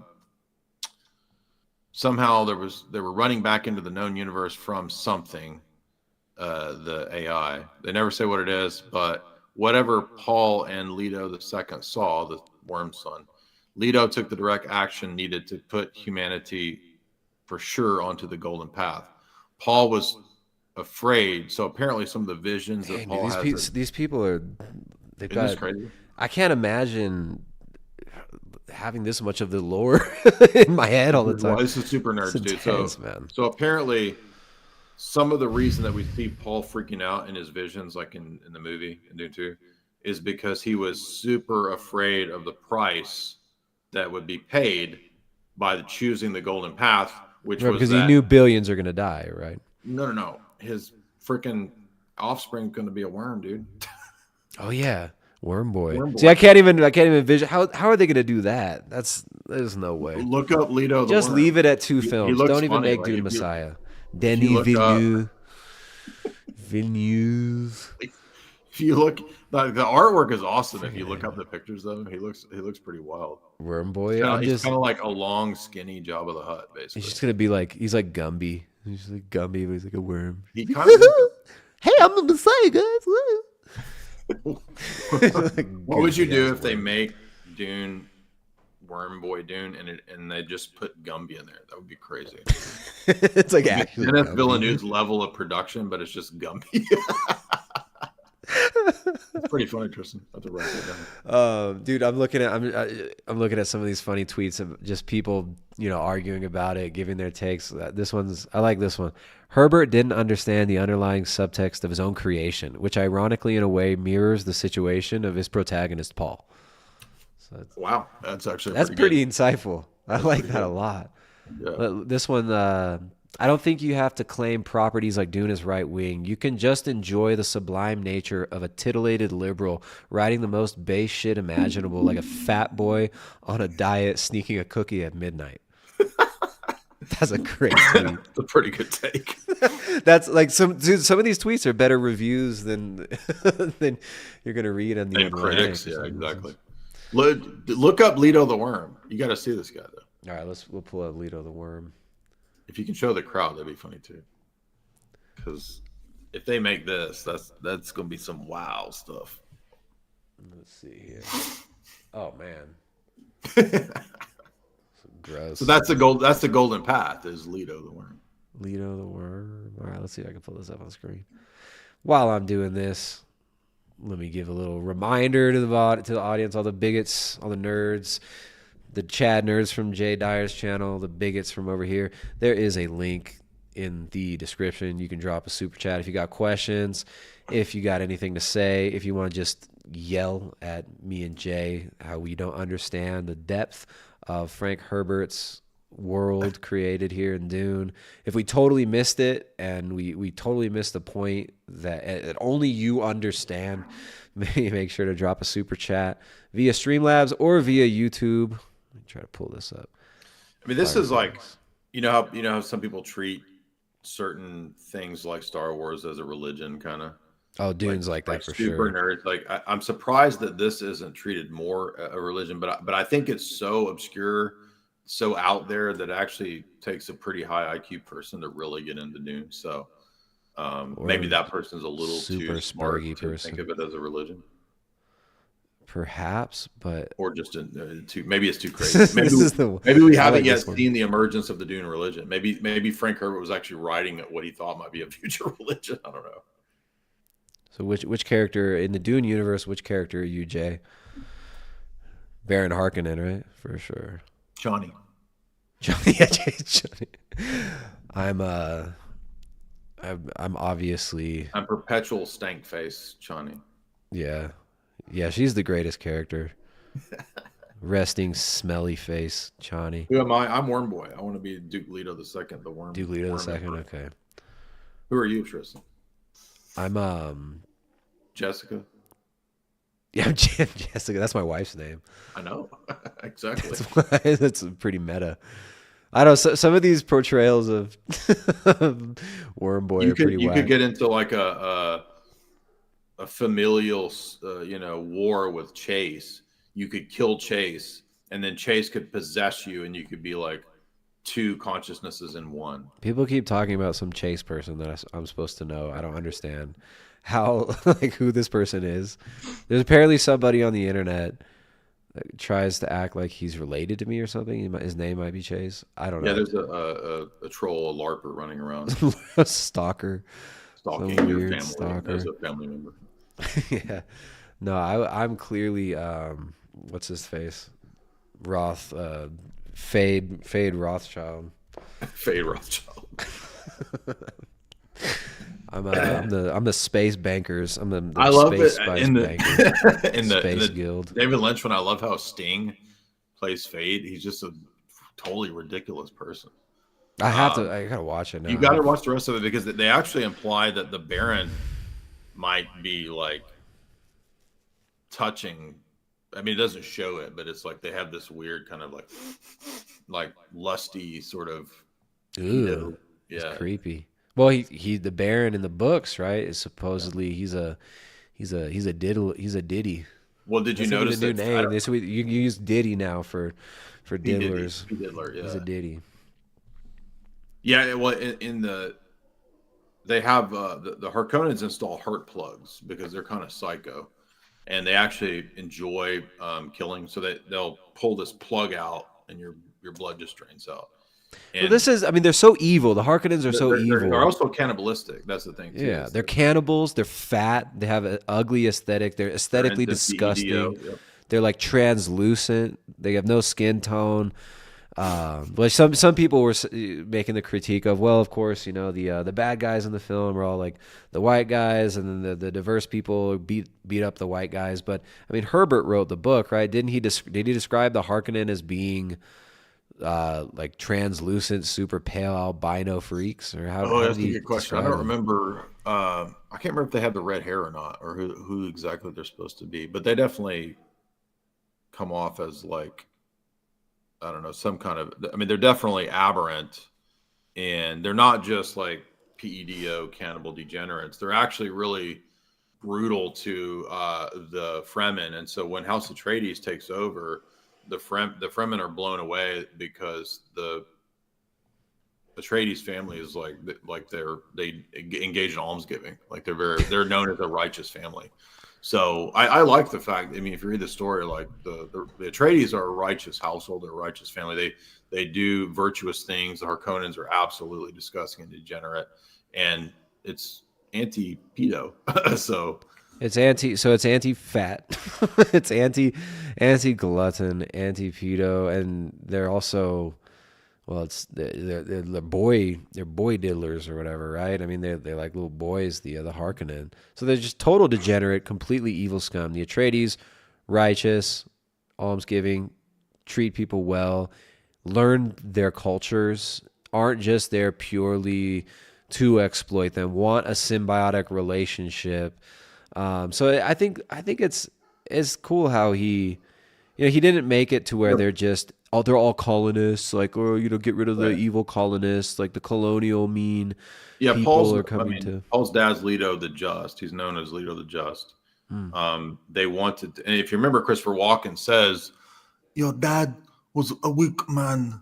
Right? He's Yeah. like, your dad was weak, and that's why he needed to go. He was too good for this kind of life, this kind of imperial politics. So I had Remember to the get rid. line that Leto the Just he says to Paul in the first film. He says a good leader doesn't want power, but I forget what the exact line is. A good leader doesn't want to lead, but he does it because he has to. Basically, it's kind of like a take up your cross and lead, Paul. So there's so much indicating that the Atreides are righteous.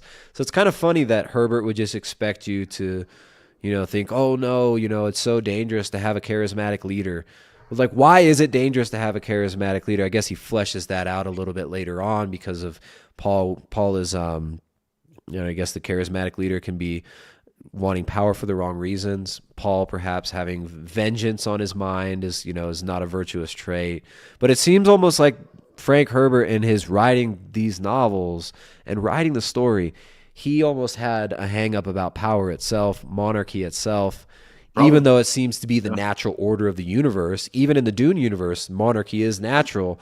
But it's like, well, even if a good guy comes to the throne, then it's still bad. It's just like the nature of power itself can corrupt, or Right. inevitably does corrupt, I guess he's trying to say.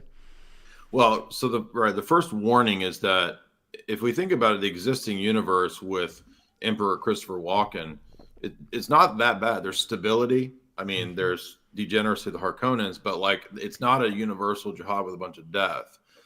Yeah. Paul's revolution is debatable at first, and I think you're probably right that because he's writing during the Cold War, the JFK assassination happened. There's a great essay in Dune Messiah at the beginning about the historical setting when he wrote the sequel, and it's kind of a warning about the temptations of too much power.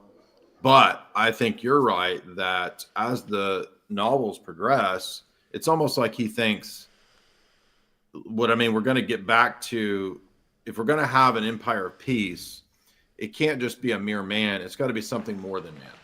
And so it ends up being a worm man hybrid, something more than man, beyond man, because man isn't ever going to achieve this utopia. So it's got to be something more than man. And so even though it does occur in the story and Paul doesn't end up a villain, he's a Paul's a tragic hero, I guess is the way to put it. Like he's a flawed tragic. So it's you talking to the chase altar in your head. That's you. Oh, I muted so the audience couldn't hear that, but you could hear me yelling at my dog. No, that's what I call my altar. That's what you call the chase altar in your head. My dog. That's the thing. It's like when I took so much of the spice melange, and I got an altar that is her name is Dahlia, and she's a dog. Okay. She sometimes barks at nothing. She's a great dog, but once she starts barking, her echo goes against, like, she barks and her freaking echo hits the mountains and comes back at her, and she hears the bark come back at her, and then she just starts looping. So it's she's caught in a loop right now, barking at her own echo. Dang, dude, that's Berkowitz level. You got dog altars in your head. That's Berkowitz level. That's right. Yeah. Dogs are funny, man. She'll bark at her own looping echo, and then also remember when she was a puppy, she tried to like fight her reflection in the mirror when she first saw it. She was growling at it and barking at it and puffs You're up engaging in basically Jose Delgado level mind control MK Ultra operations on your dog to brainwash her to have an altar. That's crazy, dude. Yeah, I'm the Bene Gesserit dog handler. Sorry about that. No, that seemed rude because I thought I muted it so you couldn't hear it, but it was just the. Someone says Jay doesn't. Oh yeah, Jay probably doesn't even like dogs. He doesn't have dogs. I hear Jay talk. I have really, pretty bad allergies, so I don't. And we travel quite a bit, so it's. I hate cats, man. I'm super allergic to cats. Can't stand them. I am too, but even dogs kind of bug me. So yeah, I wouldn't mind having a pet. It's just kind of it's difficult if you travel a lot. Having a pet is kind of hard. Well, you have your people. You have the help. I don't allow them to have a dog because it would be detracting from their focus on me. No, what I'm saying is like they're probably a better pet. Did you ever watch the Teal Swan documentary where she actually says that? No. She's like, I don't want any of my inner circle to actually have children because how are they going to focus on me if they have children? She's not joking. Dude, she's a nutcase, man. Can you believe that? That's it. She actually says that in the documentary, and then she's mad that people are mad at her as she's portrayed in the documentary. It's like, dude, you're a psycho. Like, what are you talking about? There's a new cult documentary that I love. Has won the Cult of the Mother God. Have you seen this? Oh, I have watched multiple things on her. I have not seen that, but another great thing on her to watch is her Dr. Phil episode. It's pretty wild. Okay. Yeah, I was thinking maybe we could analyze that one. Oh yeah, I'd love to do Mother God. I think there's 3 episodes so far. I think. Yeah. Did you see? Do you remember that blonde psychologist girl that I interviewed on Cults maybe a year ago? Okay. Yeah. Yeah, we discussed Mother God in that. So we covered it for maybe, I don't know, 15, 20 minutes. It'd be great to do a whole deep dive on it. But yeah, the Dr. Phil episode is great because it's classic Dr. Phil where he's just like, now, is it possible, could you conceive of the possibility that maybe you aren't God? We need Dr. Phil as that's who should have been the emperor, right? Christopher Walken. Dude, Christopher Walken was kind of a weird choice. That was the only criticism I have of the whole movie is, I mean, her sassy girl boss stuff is a little annoying, but yeah, like Christopher Walken is such an absurd weirdo guy character all the time. Like he doesn't come off as a cunning, like aged sage emperor. But now, so we need Jay to do Dr. Phil as the emperor, delegating in between House Atreides and House Harkonnen. Now, we need to talk about who this Muad'Dib is. Okay, is it possible, Paul, that maybe you're not the Liaison Al Gaib? Do you think that maybe just maybe you took a little too much of the spice, Paul? Do you think maybe the spice habit is getting in between your relationship with your grandfather, the Harkonnen?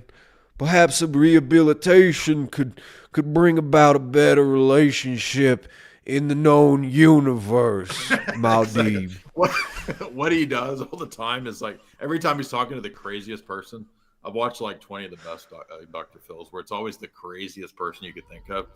He has actually a pretty good approach to this because he says, now look, you believe you're God, but also there might be other explanations for why you believe that. Could it be? Is it? He'll always ask him, is it possible that there's another explanation and it's maybe the drugs you took? Right. That's literally. Is it possible that you don't see the future, but you see in diluted space acid visions in your stupid diluted head, Maldeep? Do you think that is maybe possible? And if they say no, then he'll say, why not? Why is that not possible? And then they'll say some crazy thing, and then then he can determine whether they're reasonable. That tells him whether they have any reasoning at all, I think, is why he does that. But what about Dr. Phil? Dr. Phil's really the actual head of the Bene Gesserits, and he just plays kind of dumb, but he's like the master manipulator. You want to hear something funny about Dr. Phil? I forget who we were with. Somebody who had been. I can't remember if it's somebody who did makeup or something. I did have makeup done. I don't know if you know this, but when I went before the stream. No. Before I went on OAN, when we went to LA, I literally actually did have my makeup done. So nice. That's because that's a joke we make. We make this joke all the time. You legit? Oh man, you like. I thought you would think it's funny that I'll never be on your level now. Like you've gone meta and you actually got your makeup done. I should have taken a picture from the makeup room at OAN where I was like, Tristan, you understand? Like I literally do have a makeup room. You have to frame you with the makeup on, like behind you. And you could have like on your whiteboard, you can just, remind me every once in a while, like Tristan never had this. And never will. You will never have your makeup I will make done. sure that you never enter this industry. You are blackballed. In fact, everywhere you're Jay, on the blacklist from this industry. Jay's just going around LA, just like badmouth. Like people are like, who are you even talking about? Who is this? Tristan only from guy? the makeup workers. Like you're only blackballed from having makeup. Like you can go on any show. It's just they'll never do makeup for you. Yeah, I'm completely blackballed from I OAN. control the makeup union, the labor makeup union. Like a monster, I'm controlling the labor union. Yeah, what's that have to do with Dr. Phil? They're like, we're going to use the Dr. Phil tone. Somebody used to work with Dr. Phil. I'm trying to remember who it was, so I apologize if you're watching it and I'm not giving you credit. I just can't remember. But they had this great story that they were traveling with Dr. Phil a couple of years ago, and they were maybe doing security for him or something. But they couldn't believe that wherever Dr. Phil would go, dude, everybody's moms and aunts, like they crowd him like he's Boomer Elvis, dude. Oh man! Like the women go crazy and will fight to touch Dr. Phil. Isn't that crazy? Well, it's like Oprah, daytime TV. It's a woman thing. But this is the women. I believe it. You believe it? Okay. It's not because he's attractive or something. It's just because they watch that daytime TV. What time is he on? Yeah, and they're entranced. Yeah, they spend more time with him than they do with their husband. There you go. Like they know him, he knows them. He's there. But they were talking about how they have to protect him from the ants and the boomer women that will wine ants. Just bum rush him. Dang, just getting bum rushed by wine ants trying to catch a.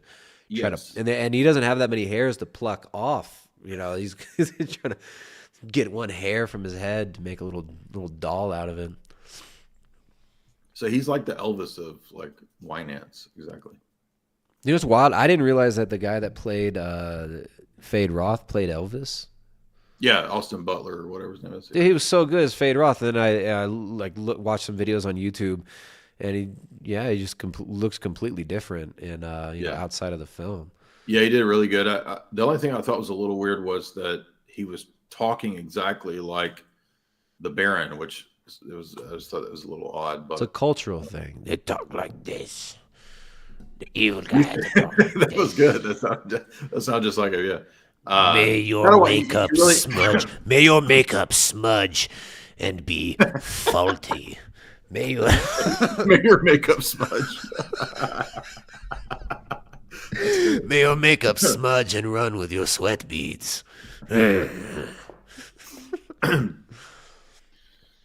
Well, let me come over here and read some. I'm gonna text Dr. Phil tonight. He's gonna be like, "Well, I can tell you, Tristan will never have makeup on my show." He gets his head plucked every day by multiple Guatemalan women. That's indulgent. That's too indulgent.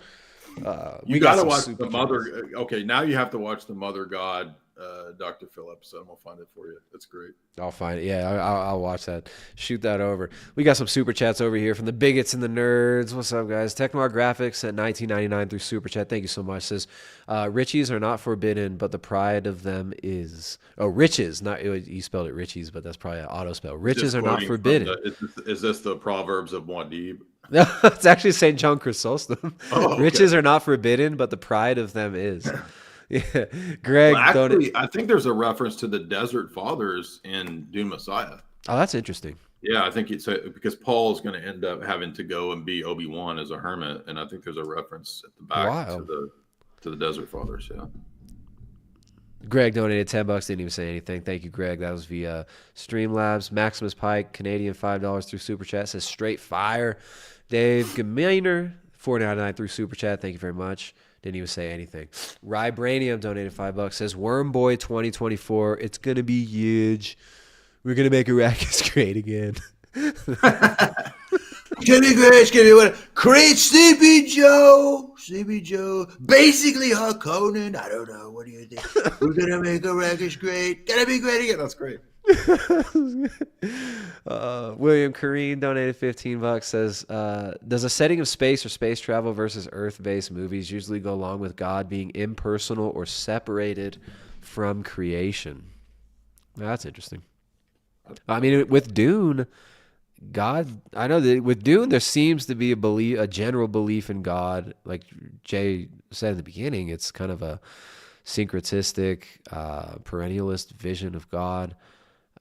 I'd say in the first two films, I'd say God, there is a God that's present, but it's more of a possibly like they call agnostic. it the maker of all, these kinds of phrases. So it's the maker, the clock, like the great clockmaker who just made the universe, and man can kind of just try to ascend if they find enough spice or something. It could be deistic. I'm not sure.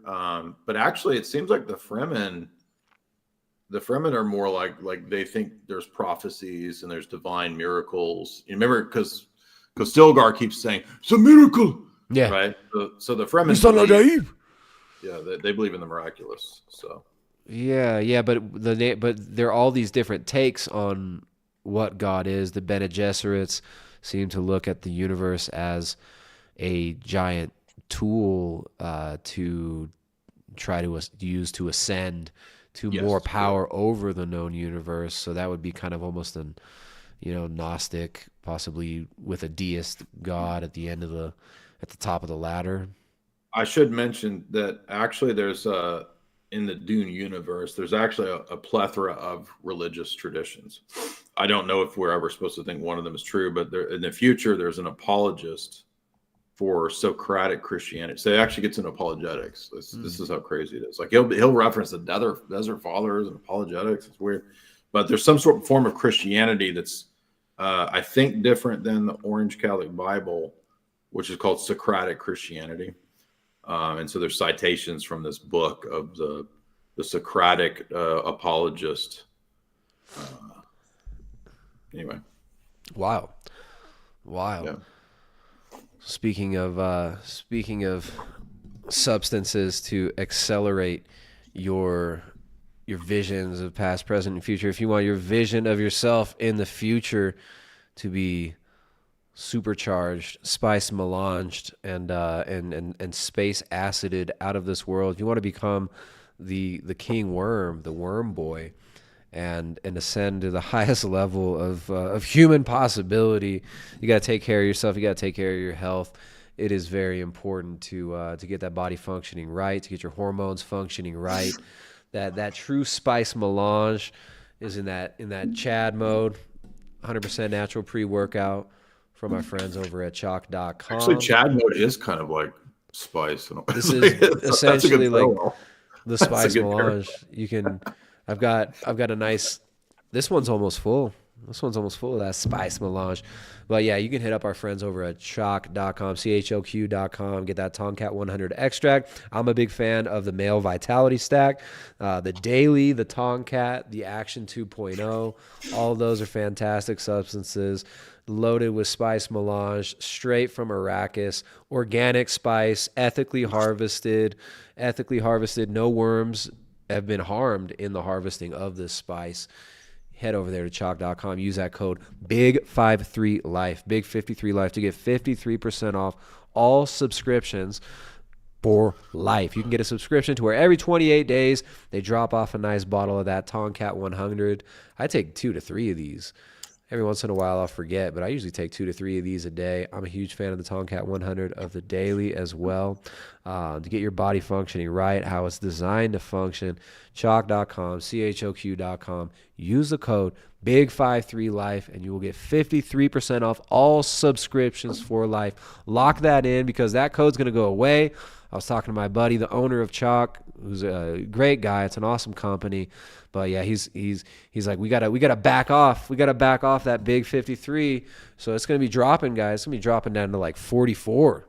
So that big 53 life, you can lock in that deal if you get on that this month. I think next month we're going back down to that 44 life. So use that coupon code BIG53LIFE, 53% off all subscriptions at choq.com for life. Also, we got a super chat here from Big Boss, $10 through super chat on YouTube. Says, have y'all heard about this new PSYOP group? That's the first to use 4 letters that's backed by the elites. Oh man, it's called the ICUP. Oh, what? Bro, I've been gotten with that one since it's the I cup, ICUP.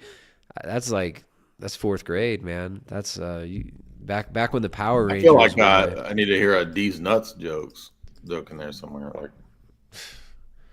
remember D's nuts? No, Jay. Oh, come on now. What are you even talking about? I am sending you here. There's 2 different versions of a fan edit. This is like mega nerd tier stuff. Are you ready for it? I'm ready. So because there were so many complaints about the David Lynch version, one of the problems was that he didn't have Final Cut. And so the studio made them cut his version down to under 2 hours for the theatrical release, which he felt like... Under 2 hours? I think the theatrical release is right around or something like that. So that's crazy because Denis Villeneuve, he got like 3 hours for each film. He's got 6 hours. Well, that's crazy. Exactly. But so David Lynch was mad because he felt like nobody would understand the story. And of course, a lot of the audience at the time in the 80s felt like nobody could understand what was going on. And they didn't, even with the Princess Irulan narration, they still couldn't get it. So some super nerds put together what they call the Dune fan edit. It's an almost 3-hour version with all the deleted scenes. And there's a separate version which has the storyboards that show the Butlerian Jihad. So if you really want a super nerd version, you can get a torrent of the 4-hour Dune, which has all of that. Well, Jay's we're gonna watch this right now. It's gonna be a 9-hour stream. First, we talk about Dune for 2 hours. And then we're just gonna make soy jack faces about the 9-hour version of so here is the 3-hour version for you without the storyboards, but there's also the 4-hour-ish version with the storyboard. So I'm like a super David Lynch Dune nerd. I had to go find the full versions. Man, would you say you like the Lynch version better than the Denis Villeneuve version? Not better. I mean, it's obviously, so many levels of superior film with the production and the because he had so much more time to tell so much more of the story. There are elements of the David Lynch version that are not in the Denis version that I do like. So Denis. I'll never say it right. If I'm in an interview, if I'm talking to Denis, I'm gonna call you. I'm gonna say, Denis, what's up? He's gonna say, my name is Denis. Don't say I don't care. Wow. Absolutely no respect for the greatest filmmaker to ever be. Some people loved. I mean, I thought they were great, man. I thought some of the better sci-fi movies out there for sure. But some people are just like, this is the masterpiece of all masterpieces, the greatest films. I would say they're ever. masterpieces. I think I'm impressed. I really do feel like we haven't seen movies like this since Lord of the Rings or something like that. I mean, that I enjoyed. I mean, the second one was just visually. I mean, even like I think the storytelling was pretty solid. Could have been a little bit better. Just little details like, well, how come I didn't know about the Butlerian Jihad and I had to have some super nerd tell me about it? Little details like that could have been improved. But overall, the story was engrossing. It left you thinking. Different people have different takes on it and argue about it, which is, really it's a sign of a good film. Yeah. And I mean, visually, I found myself sometimes getting lost in the story of like not even paying attention to what's going on because I'm just looking at the cinematography, thinking, oh wow, that's a crazy shot. Yeah. How did they do this? So for the second film, I've only seen both of them one time, but yeah, I definitely look forward to seeing the second one again. I really would like you to watch the Lynch version though and contrast some of the elements, and then you'll see too where I think Dennis included some of the spirit of the Lynch movie. Denis Villeneuve. Dennis. Denis Villeneuve. It's like a tick. Anytime somebody says it, you have to. You have to do the spurgy, like Denis Villeneuve. super nerd thing. Denis Villeneuve. That's not how you pronounce his name. There's like an absolute Butlerian jihad is going to be necessary to remove all of these video essays from these Dune Part 2 nerds who are just flipping out about how great the movie is. Every time I open YouTube now, because I watched a few of other people's like analysis or and summaries, and now all I get is just recommendations of Dune Part 2 video essay. This changes everything. Dune Part 2. Sci-fi will never be the same. It's every single suggestion on YouTube now. So I'm about to do a Butlerian jihad on all you video on all those YouTube videos. All you hipsters. I haven't seen anybody say they didn't like it. That isn't. I mean, I take that back. I saw one guy writing that he didn't think it was that good, but pretty much everybody else is pretty. I had a friend who told me on Twitter today that he's just like Chani ruined it for me, and it was just he didn't like it. He thought it was too much. Space. He said he thought there was too much modern political stuff underlying it, but I don't know. I kind of disagree. I think Chani wasn't an awful character. I mean, she wasn't like screaming She's girl just power. Annoying. The rest of it doesn't. I mean, it's pretty faithful to the book. They just deviate with the Chani character. That's it. Yeah, it's like when you see her for what she is, she's supposed to be the character that the audience identifies with.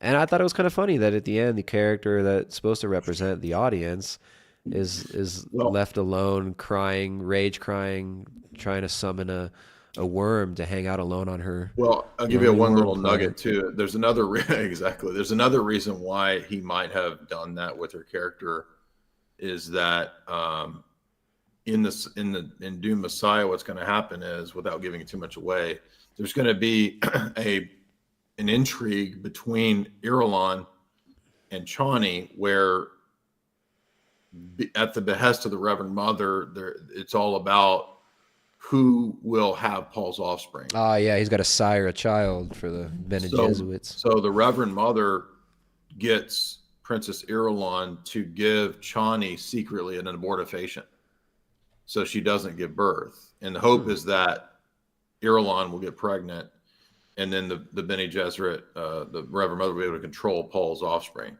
But Paul eventually figures this plot out, and so Chani has to play this role of getting screwed over, not because of Paul. Paul doesn't really do it, but Paul will figure out what's going on. And by the way, Irulan's also not a villain. She doesn't end up being a villain. Well, and I forgot to mention this too. This is another fascinating thing about this film, is that it's openly anti-infanticide, right? I mean, it's, their life starts at conception in the Dune universe, apparently. I hadn't thought about that. That's a great point. You got the the fetus is one of the main characters. Now, of course, the fetus, I guess, later becomes evil and she goes nuts. But yeah, the Aaliyah and Jessica, it's a very pro life film in a lot of ways. Hierarchy is inevitable.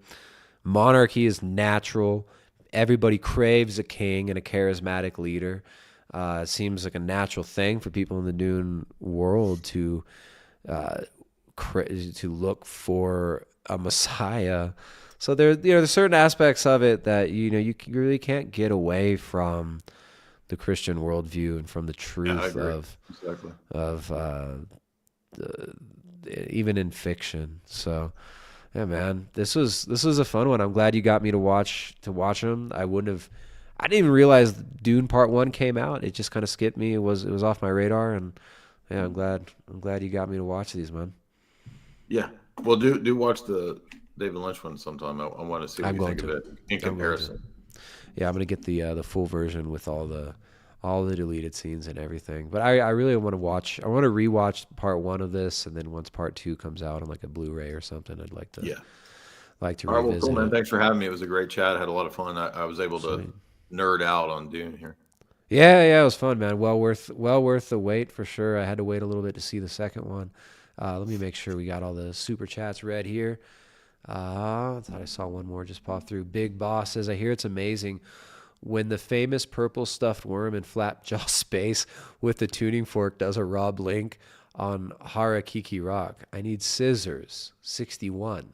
Okay, that's like total schizo. There's like a bunch of references there to something. I hear it's amazing when maybe that dude's like a Dune like master PhD and like he's talking about like stuff. I think this guy took too much of that spice melange. I think he's well, let me show you mainline in the spice melange. I hear it's amazing when the famous purple stuffed worm in Flapjaw space with the tuning fork does a Rob Link on Harakiri Rock. I need scissors. 61.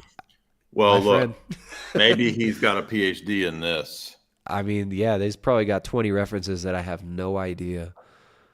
So here's the whole thing. So use the spoon, you must.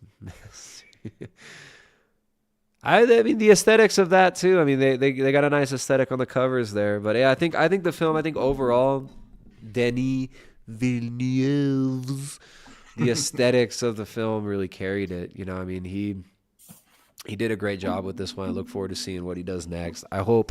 I kind of wish he would just leave it where it is with chatty, soy jacking, rage crying at the worm at the end. Butthurt. Everyone else, yeah, the atheist is left crying alone, butthurt, raging at the world, where everyone else goes to have their awesome jihad and build their green planet. But I'm sure he'll wrap it up differently than that. But yeah, Jay, maybe next we can do some of these cults. That was it the Mother God cult? That'll be fun. We'll do True Detective and cults next. Wait, Big Boss, those are Metal Gear Solid references. All right, there, you got me on that one, man. I didn't get to play the original Metal Gear Solids. I didn't have a PS2, man. I was a po boy. I got an N64 later, but I didn't have the PS2. Big Boss. Apparently Big Boss also, maybe you had a little too much of that spice melange tonight. This is the novel that will be fitting for you. Heretics of Dune.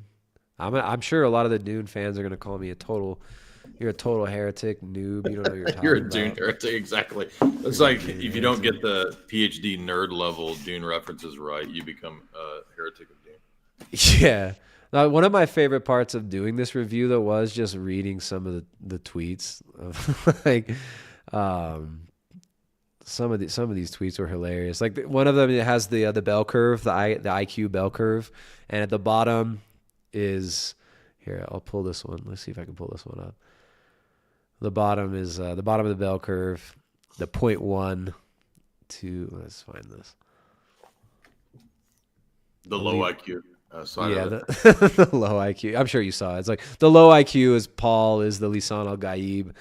The middle of the bell curve, the 100 IQ is no, Paul is just a man, and the point of the story is the danger of prophecy.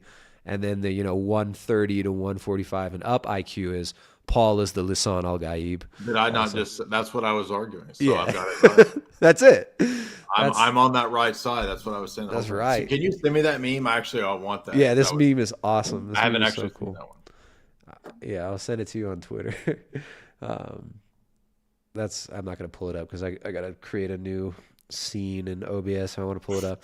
But anyways, all you bigots in the chat, all you Chad nerds in the chat, make sure to share the video, like the video, get yourself some of that spice melange from chalk.com. Use that coupon code BIG53LIFE to get 53% off all subscriptions for life over there. You can lock that one in right now because that coupon code is probably going away soon. I don't know how soon, but it's going away soon. So you can use that over at chalk.com, BIG53LIFE to get 53% off all subscriptions for life. Optimize your hormones, enhance your energy levels, best natural supplements from an awesome family-run company, all organic. The chalk must flow. A lot of it's even beyond organic. That Tomcat 100 is wild crafted, so get yourself some of that chalk. It must flow. That Chad mode is awesome. Also, the Tomcat 100 and the Shilajit. I take those every day. So everybody watching, comment down below. Tell us how wrong we were, how Paul's not the Lisan al-Gaib, or why he is the Lisan al-Gaib, or why Dr. Phil definitely should have been, and that you agree with us that Dr. Phil is the Lisan al-Gaib and should have played the Emperor. Yes. Yeah, bigots, stay away from them worms, and we'll see you guys next time. All right, later, dog. Later, man.